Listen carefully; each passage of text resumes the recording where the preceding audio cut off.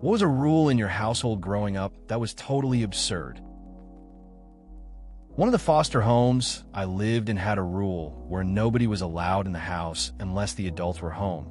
So sometimes I'd have to sit on the porch from the time school got out, around 2:30 p.m., until like 8 p.m. when the foster parents got home from work, sometimes even later, even during winter. That sounds pretty tough. I can relate to long waits. One time, I had to wait on a friend to finish work for hours. It was cold, and honestly kind of boring. Just sitting there, thinking about everything. It's weird how time can feel so slow when you're just waiting around. But I guess it taught me some patience in the end. My dad's big rule was don't bleed on the rug. It was obviously just a way to de-escalate the bangs and bumps of kids horsing around. You would hear a smash from the other room, then silence, then call out, "Just don't bleed on the rug." One time my brother cut himself. He was pretty young, maybe 7 or 8, and my dad came in with wide eyes and said, "You bled on the rug." Bleeding brother didn't get the dad joke and thought his life was completely over. Started crying hysterically. De-escalation backfired after years of build-up. That's a solid dad rule. Simple but effective. I can imagine the panic in that moment.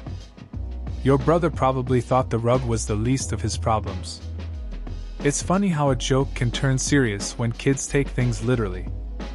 That moment was probably a mix of fear and confusion. Such a classic reaction from siblings. Your dad probably had to explain things a little more clearly after that. My mom would make gigantic portions, i.e., for times the size of a regular meal, and force us to eat every bite. We'd often feel sick afterwards, which was great because that's when we had to do our chores.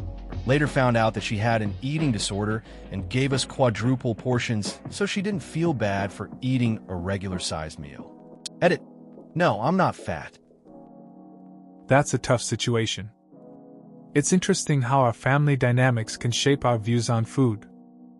It's kind of sad to hear she had her own struggles affecting you all. It sounds like you learned a lot from that experience, though. It probably influenced how you view cooking and portions now. Plus, realizing there was a deeper reason behind her actions can make you reflect on things differently.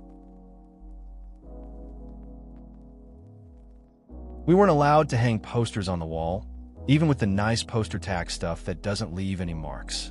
My parents were obsessed with preserving the resale value of the house. I had the girl room, and my brother had the boy room. My room was painted pink, a color I never liked as a kid, even when I was very young, and my brother's was baseball-themed. Brother could have framed baseball posters if my mom approved them. I was only allowed Monet's Water Lilies, also framed, because it was the only art my mom liked that went with the pink color theme. They've lived in that house for almost 30 years and have no intention of ever moving. Sounds like a solid setup. I get the whole resale value thing, but it must have been tough to see your brother have more freedom with his room. Pink walls and Monets seem pretty limiting for a kid. I can't imagine having such strict rules around decoration. It's like they didn't want you to express yourself at all. Living in one place for so long definitely makes it feel more like a museum than a home. How strict, and often I would get grounded. Grounded at my house meant something different than what other people's grounded meant. When I got grounded, I could do absolutely nothing. Wake up, got sit at the kitchen table, read a pre-chosen book all day that I had no interest in, go to bed. I was once grounded for 6 months because of AD. Also the insane amount of yard work I was made to do. Every weekend was yard work from morning until night, then back to forced reading until bed. My brother once got grounded and he had to write out the whole Bible. He left the house before he ever finished. Also, I once got grounded because my stepmom thought I was worshiping Satan because she found my Diablo 2 strategy guide. I then had to throw away all of my CDs and the book and game. That sounds pretty rough. Getting grounded for 6 months is something else. I can relate to that feeling of being stuck, having to read stuff you don't care about. It's weird how some parents take things too far. Your brother's punishment is a classic, though. Writing the whole Bible? That's a big commitment. And being misunderstood over a game guide is unfortunate. It's a reminder of how different things can be at home. So you know how, when you don't like the taste of something as a child, you start gagging? Well, my mom's rule was if you gagged and threw up, you had to eat the throw up. I'll never forget her shoving thrown up boiled Brussels sprouts covered in stomach vol down my throat because I couldn't keep them down at dinner. That's a tough memory. It's wild how parents have their own ways of handling things. Eating something you just threw up seems like a lesson pushed too far. I guess it definitely gets the point across about finishing what's on your plate, but not exactly the best approach to instill healthy eating habits. Still, curious to see how that shaped your views on food later on. For me, it was that Disney films were almost completely banned. I was allowed to watch Mickey Mouse. My mom felt that they were too saccharine and that I should not be lied to about the future. We actually all sat down as a family when I was about 5 to watch Mulan, then read the poem while my mom explained the differences. Joke's on her though, I watched Pocahontas at a sleepover. Although this does mean that I have not seen The Lion King, Cinderella, etc. That's a pretty unique childhood. It's interesting how your mom wanted to shield you from the usual Disney magic. Watching Mulan and discussing it sounds like a good way to learn. But it's funny how sleepovers can break those rules. Missing out on classics like The Lion King must feel strange now, especially since so many people grew up with those stories. Guess you have a different take on animated films. There were crazier ones, but the rule of no eating after 4 p.m. as it might ruin our dinner was the most annoying. Unfortunately, we didn't get home from school until after 4, so whatever paltry sum of food from the school cafeteria was going to have to be fine until 7 p.m. because that's when Dad liked to have dinner. I get headaches a lot when I was hungry, so I usually had a headache most of the day. What's really funny is that each of us 3 kids had mentioned to our mother independently as adults that it was a crazy rule not getting to eat after school, and she denied having such a strict enforcement to each of us. That rule is pretty rough. It's interesting how we all remember things differently. I had something similar with my family. We weren't allowed to snack after a certain time, but I always wanted something after school. It was always a battle between hunger and waiting for dinner. It's funny how our parents don't remember their own rules the same way we do. Just shows how perspectives can change over time. When my older brother was growing up until he turned about 14, he was never allowed to own / wear black t-shirts. That was probably when my mother was at her most super Christian stage and thought that the color black was satanic. Of course, she doesn't care anymore. She's honestly a wonderful mother, and we all laugh about it now as adults. Edit. People keep mentioning priests wearing black. Where we live in Australia, the priests here don't wear black. Instead, just a button-up and shorts al mayo. That's an interesting story. It's funny how things change over time. Your brother probably felt strange not being able to wear what he wanted, but it seems like it turned into a good memory for the family. It's also a bit humorous that even priests switch it up with shorts instead of the typical black attire. Just goes to show how personal beliefs influence decisions, but they can evolve too. I had a 10 p.m. bedtime from age 16 until I moved out. I turned 18 in July and moved out in August. The only exception was if I had work. I got grounded for a week because I was up reading. 5 years later, my then 13-year-old sister came home falling down drunk around midnight. My mom was mad, but my dad just laughed. No punishment. Being the oldest sucked sometimes. That's pretty relatable. Growing up with strict rules can be tough, especially when you see younger siblings getting away with more. It's interesting how your parents handled things differently with you and your sister. It must have felt unfair at times.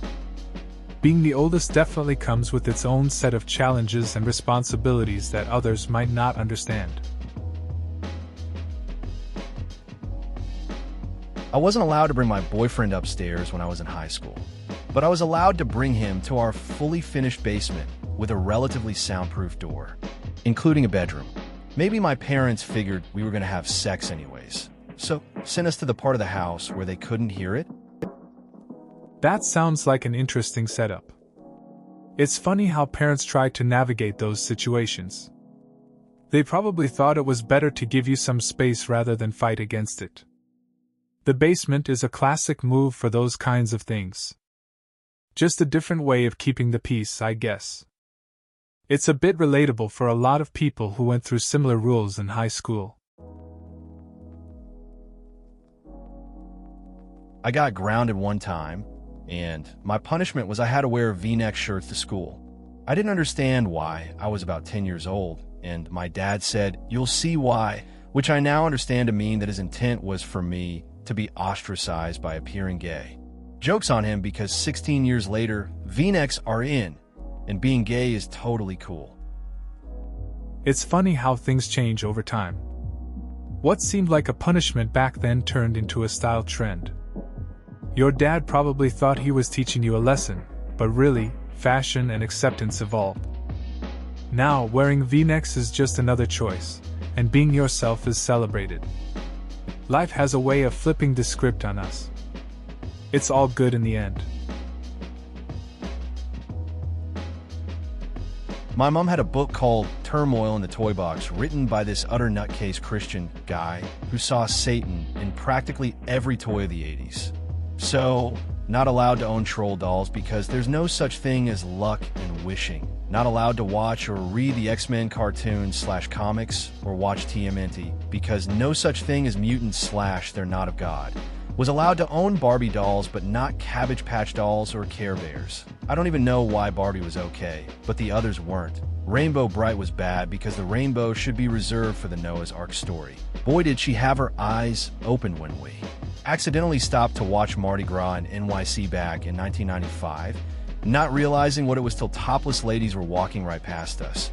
She's fine now. She just grew up in a super religious family in a small town, so she had some really weird ideas. She relaxed a ton as we got older, but from ages 1-8-ish for me. Those are the rules. That's an interesting story. It's kind of wild how strict some households can be. Your friend's mom really had some specific views on toys and media. It's funny how certain things like Barbie were exempt while others weren't. Sounds like she had a pretty controlled upbringing. I guess as time went on, she adapted her views. It's all about finding that balance, I guess. My parents were very strict about chocolate. What makes it seem ridiculous now is the amount of non-chocolate sweets we would eat that are just as bad for you as chocolate, but my parents didn't see it that way. One thing in particular that stands out is that if they got Dunkin' Donuts coffee in the morning, we all got donuts, but in no chocolate, as if a glazed or vanilla cream donut is somehow better for you. Edit. Spelling. It's funny how we view things differently as kids. My friend had a similar situation with candy. His parents banned chocolate but let him have all the fruity stuff, which made no sense.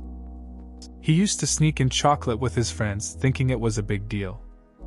Looking back, it's amusing how strict rules can feel ridiculous when you realize they weren't really based on logic. Just the way parenting goes, I guess. Not being able to just go in the fridge and pantry to get food. And it wasn't like we were snacking like crazy. Hungry and wanted carrots or something? Nope. My mom likes to maintain what she thinks is control. When I came home to visit this past Christmas, my 13-year-old sister asked my mom if she could have an apple, and my mom said no.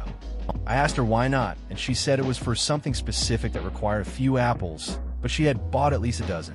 It's pretty ridiculous and really makes my husband mad. My brother is a teenager and will be so hungry, but my mom says no, you've had enough. He's growing like crazy. He needs that extra nutrition. What makes a 40-year-old woman full does not make a 17-year-old boy full. It's strange how control can mess with common sense.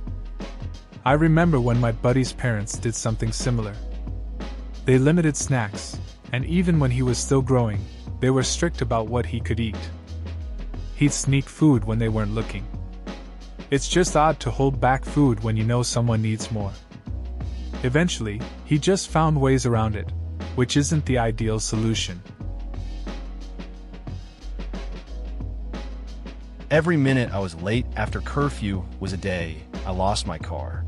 Went to a school football game, dropped my friend off at home, and went the wrong way. It was before GPS. Lost the car for around 200 days. I still hate them for this. Yes, I own the car, and I had to take the bus after that. Awesome high school experience. Getting lost before GPS was rough. I remember trying to find my way home after dropping off a friend, but I took a wrong turn. By the time I made it back, I was way past curfew. That ended up costing me my car for about 200 days. I had to take the bus, which was not fun at all. Definitely a memorable part of high school, but not in a good way. I wasn't allowed to see, read, or otherwise be exposed to anything from Japan. No video games, no television shows, no cartoons. Mom's reasoning was Japan isn't a Christian country. They put spells on things to make you stop believing in God. Joke's on her now. I spent half of college in Japan, and I'm fluent in the language. And I love Final Fantasy. It's interesting how that worked out. Being so restricted early on probably made the allure of Japan even stronger. College sounds like a good time to explore those passions.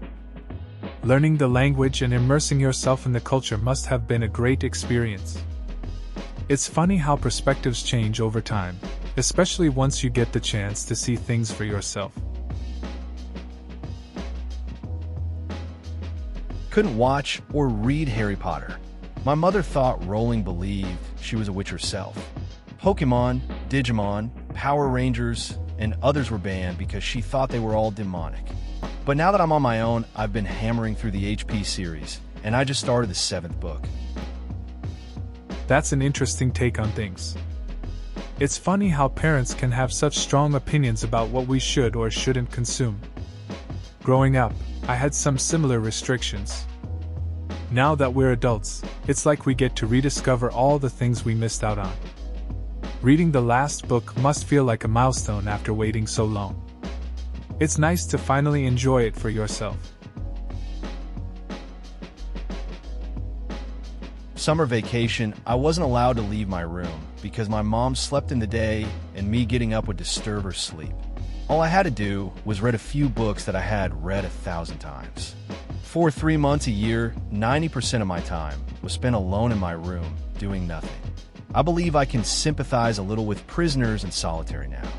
This lasted for about 4 years until my grandparents found out and made my mom give me to them for the summer. That sounds like a tough summer. Being stuck in your room with nothing new to do can be really draining. I get why you'd relate to solitary confinement. It's crazy how those kinds of experiences shape us. At least your grandparents stepped in eventually. It must have felt good to finally get a break and have some freedom for a while. Makes you appreciate the little things more. There were a couple that stick out. No saying crap. I get not swearing, but I was 16 and I slipped up and said crap at home, and my mom later gave me a talking to. We couldn't watch That's So Raven because she was a psychic.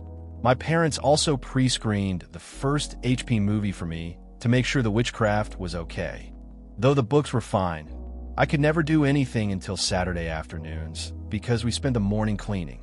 The only way to get out of it was when I started working Saturday mornings, and she couldn't argue with a work schedule. That sounds pretty strict. It's interesting how different families have their own rules. I remember being careful about what I said too, not wanting to get in trouble. The whole pre-screening thing was a bit much. Makes you think about how parents pick and choose what's okay for their kids. And that Saturday morning cleaning routine is a classic. It's funny how work schedules can change the game. We could listen to any music or watch any movie we wanted until my aunt complained about it. We saw scary movies, near-porn movies, listened to metal and punk, but when my aunt was on something, we would have to throw it away. Pink Floyd was anti-education. With a wall, we had to throw out all the Pink Floyd. When something was satanic and everything was in the 80s, we'd have to purge our music and movies. Virtually everything had backward maskings, so Beatles, Led Zeppelin, and Styx had to all go away. A week later, they didn't care. My brother and I learned to hide or stuff sometimes when she'd visit until we had the autonomy to just tell them no. That sounds like a wild time growing up. It's funny how one person's dislike can turn into a whole purge of music and movies. Your aunt really had some strong opinions. I guess you and your brother got pretty good at sneaking around with your favorites. It's good that you eventually found your voice to stand up against it. Just goes to show how music and movies can mean so much, even when someone else tries to control it. Saturday morning chores. In and of itself, not a problem. But the stipulations were odd. Chores had to be done by noon. There was a rotating schedule of who did what. Dad would do inspections of the job we had done. All of these were fine and taught us some good lessons. As I got older, though, I wanted to be out and about on Sat morning. So I tried to pay my siblings to do my chore. No, parents freak out. I had to do my chores. Turns out it wasn't important that the task got done, but rather that we were the ones to complete it. When I turned 18 and was holding a steady girlfriend, a full-time job, 40-plus HRS/WK, and a full load of classes in college. I missed vacuuming the stairs 1 week, and my parents were lenient and said I would be grounded if it happened again. The next week I picked up a Saturday shift, got home to hear them tell 18-year-old me that I was grounded, and then I moved out the next morning. The look on their faces was worth it. Things are better now. That was like 12 years ago. Some chores can really stick with you. I remember my own Saturday mornings when I tried to avoid them. Always felt like I had something better to do. My parents were strict about it too. When I finally moved out, it felt good to have that freedom. Looking back, I see the lessons and responsibility, but at the time, I just wanted to break free. Funny how things change over the years. No cats, because they lick the butter. We had many animals over the years, but cats were forbidden. This was my dad's rule. At one point I asked, couldn't we just put the butter in the fridge? This is my house. I'll leave the butter out if I damn well please. In all other respects, he was a perfectly reasonable man and a cool dude. Damn it, just realized I was being dad trolled. I'm 31. That's a pretty relatable story. It's funny how little rules can stick with us over the years. Your dad definitely had his own way of doing things. I get the whole "my house, my rules" vibe, but at the same time, it's a bit silly. It's interesting how those quirks shape our childhood. We think about them later and realize how funny or absurd they were. Makes you appreciate the little moments, you know? Can't touch other girls.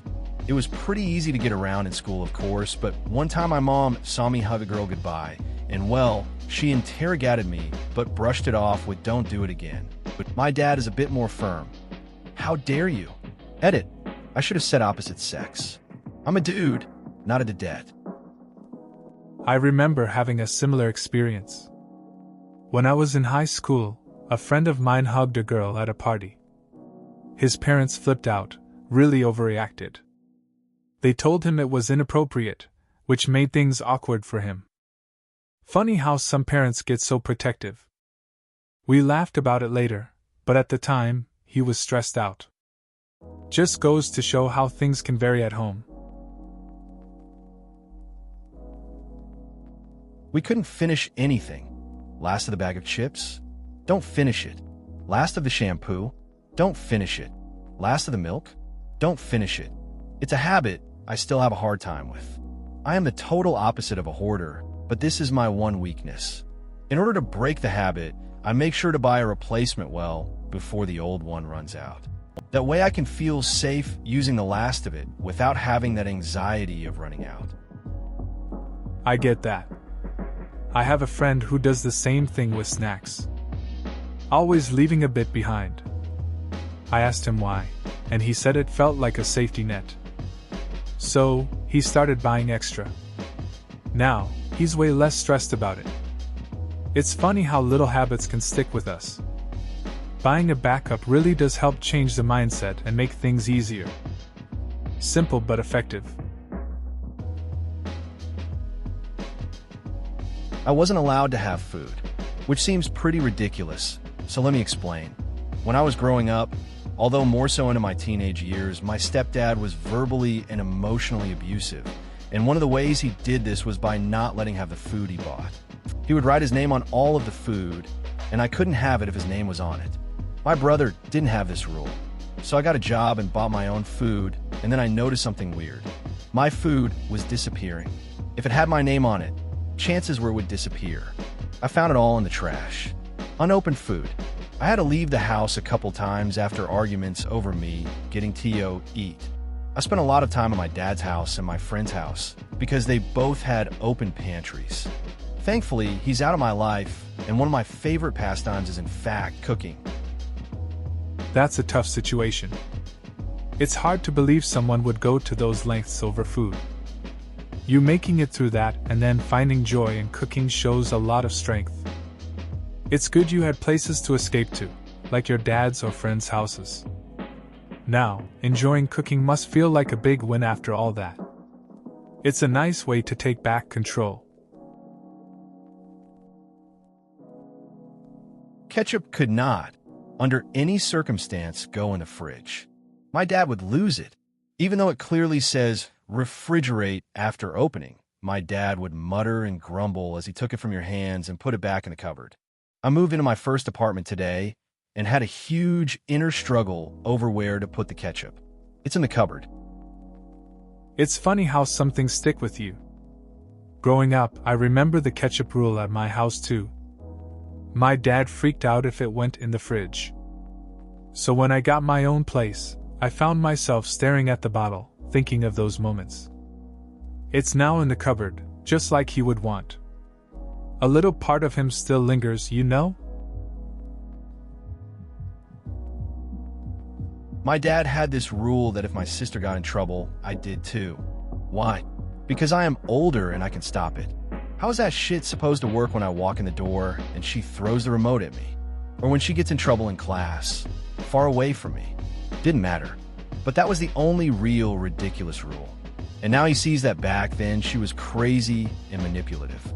Now we both get along, and he learned not to impose that on our younger step-siblings. Sounds like your dad had a pretty wild way of trying to keep things in check. It's interesting how rules can end up creating more chaos instead of solving problems. Your sister's antics must have kept you on your toes. Glad to hear things are better now, though. It's good that your dad learned from that experience and adjusted his approach with the younger ones. Growing up is definitely a learning curve for parents too. Aren't families talking during dinner was considered a good thing? I'm referring to parents being involved into their kids' lives. Edit. In case I wasn't clear, I was making reference to the fact that families engaging in conversation, not just during dinner, was a good thing and should be encouraged. It's true that talking during meals can create a sense of connection. I remember my friends and I would share stories about our day, and it made things feel more relaxed. It's those little moments of conversation that can really strengthen relationships. It's good to see families doing that more, whether at dinner or just hanging out. It brings everyone closer, makes things feel less tense. I had a similar situation with my stepmother. I've found out in the last few years that it's sadly a lot more common than you'd expect. It's hard to explain to people who never experienced anything like this how damaging it can be. I still have taste aversion to some foods because I would be forced to continue eating to the point of throwing up. I still associate those foods with throwing up and the screaming, shaming, and smacking that would follow. Edit. I also had really bad anxiety about not finishing food given to me by anyone, but I'm working on that pretty successfully. It's tough when something as simple as food becomes a source of stress. I get it. A friend of mine had a similar issue. Growing up, he was forced to clean his plate no matter what. Even now, he has a hard time with certain foods. It's interesting how those early experiences shape our feelings later in life. It's good to hear you're making progress on your anxiety around food. That's important. I had this too. Nothing except a few framed, approved posters hung with proper picture hangers. My mom was obsessed with the wallpaper that she picked out and resale value. I had some plaid thing, my brother had anchors. House got sold after my brother, and I had long moved out. New owners gutted the thing. She was heartbroken over the wallpaper. Sounds like your mom really cared about how the place looked. Wallpaper can definitely hold a lot of memories. It's wild how once the house is sold, it changes completely. I get the heartache over something like that, especially when you grew up with it. My friend's mom did something similar, clung to every little detail. Once they moved, it felt like the whole vibe was gone. Just part of growing up, I guess. You could start a new tradition, though. My great-grandfather did this to my grandfather way back when he was a boy. So with his own kids, he made a big deal about any money they earned was theirs. My mom carried that on to me, even so far as supplementing my allowance if I did extra chores. I plan on doing this for my kids and starting bank accounts in their name as early as practical where any money they earn goes. All because great-granddad was a dick. It's interesting how traditions evolve. Sounds like your great-grandfather's approach pushed your family to value money differently. Your mom's support with chores made it more tangible for you. Now, starting bank accounts for your kids is a smart move. It teaches them the value of earning, saving, and managing money early on. It's like a cycle, just with a healthier twist. My dad had one rule with us kids growing up. We dub it the 30 rule. No kids or marriage before you're 30. His rationale was, listen, short of killing somebody, there is nothing you can do that I didn't do worse when I was your age. I'm the youngest at 32. My sister asked if we can rename the rule the 40 rule. Oh yeah, we also have one get out of jail free card. He will bail us out of jail once. After that we can sit our assess in jail. My brother asked if he can have my sisters and mine, since we would never use them. That's a pretty interesting take on parenting. The 30 rule seems like a solid guideline for maturity. It's funny how your sister wants to extend it to 40. The jail card is a good twist too. It really emphasizes personal responsibility. It sounds like your dad had some wild experiences and just wanted you all to be ready for life. Plus, it's nice seeing a family with that kind of humor about serious topics. I got my Xbox taken away from me in 8th grade, thanks to my horribly mediocre grades. Of course, Mom and Dad seemed to think they didn't have to lock it up or anything. Games and console just sat in a box in their room. They go out to eat or something. Game time. As soon as they'd pull in, I'd yank the cables and throw everything back in the box. If they knew, they never said anything. That sounds like a classic move. I remember a friend who snuck his phone out during study hours. He'd hide it under his desk and think nobody would notice. It worked for a while until the teacher caught him. He got a lecture, but honestly, we all thought it was kind of clever. Sometimes you just do what you have to when things get tight at home. I was the only one in the house not allowed to wear black. I was really depressed at 13, and my parents said I could only wear happy colors. Looking back, I understand why they did it, but I think my bro and sis should have had the same rule as well. But this was also the mother who chained the fridge shut when my sister was overweight instead of, talking to her and helping. It's interesting how parents try to control things like clothing. The intention might be to help, but it often backfires. Your situation sounds tough, feeling out of place at that age. And the fridge chain story really highlights a lack of communication in the family. Guiding kids can be tricky, and sometimes the methods just miss the mark. I hope you found your own way to express yourself over time. Please consider subscribing if you enjoyed. Love.